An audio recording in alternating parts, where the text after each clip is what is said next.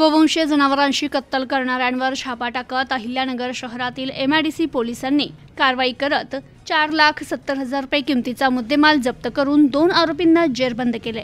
बकरी ईदच्या पार्श्वभूमीवर अहिल्यानगर जिल्हा पोलीस अधीक्षक सोमनाथ घारगे यांनी सर्व पोलीस ठाण्यांना जिल्ह्यातील अवैध धंद्यांवर कारवाई करण्याचे आदेश दिले होते। त्या अनुषंगाने MIDC पोलीस ठाण्याचे सहाय्यक पोलीस निरीक्षक माणिक चौधरी यांना मिळालेल्या गोपनीय माहितीवरून MIDC पोलीस ठाण्याच्या हद्दीत जेऊर बायजाबाई गावातील मुनाफ चांद शेख आणि मुजफ्फर चांद शेख यांच्या राहत्या घराच्या पाठीमागील गोठ्यात कत्तल केलेले गोवंशीय मांस तसेच कत्तल करण्याहेतू गोवंशीय जनावर निर्दयतेने डांबून ठेवल्याबाबत मिळालेल्या माहितीवरून पोलीस पथकाने संबंधित ठिकाणी जाऊन पंचासमक्ष छापा टाकला असता सलमान अजीज शेख याला ताब्यात घेतले। त्याच्याकडे चौकशी केली असता त्याने त्याच्या साथीदारांची इखलास शेख, मुनाफ चांद शेख, मुजफ्फर चांद शेख, असलम खलील कुरेशी अशी साथीदारांची नावं सांगितली। संबंधित घटनास्थळावरून 500 किलो गोवंशीय मांस, 5 गोवंशीय जातीची जनावरं, वापरण्यात आलेल्या गाड्या तसेच कत्तल करण्यासाठी लागणारं साहित्य